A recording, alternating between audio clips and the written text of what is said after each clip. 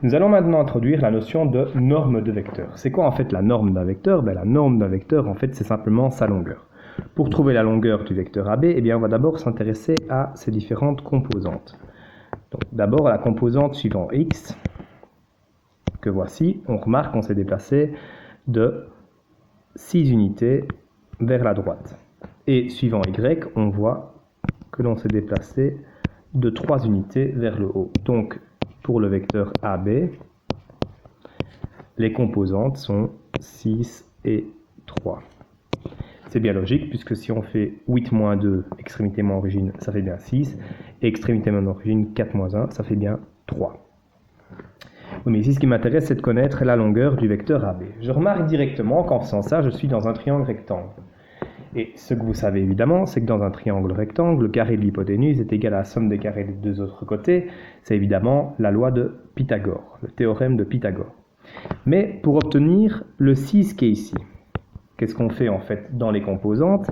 On a fait 8 moins 2, pardon. On a fait le x du B moins le x du A.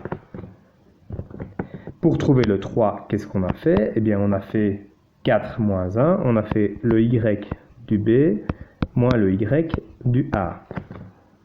Et donc, si on applique Pythagore maintenant pour connaître la longueur du vecteur AB, ça se note vecteur AB avec deux petites barres de chaque côté. Et bien d'après la loi de Pythagore, cette longueur au carré, c'est les deux autres côtés qu'on additionne, et ces deux autres côtés sont carrés. Le premier côté, c'est xb moins xa au carré, plus l'autre côté, c'est yb moins ya. Et donc, si on veut la longueur du vecteur AB toute seule, qu'est-ce qu'on fait? On va faire plus ou moins la racine carrée de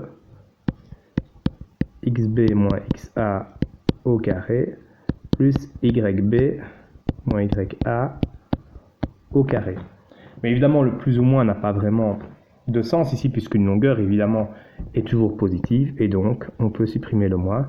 Et donc la formule pour trouver la norme d'un vecteur, c'est-à-dire sa longueur, c'est la racine carrée de xb moins xa au carré plus yb moins ya au carré.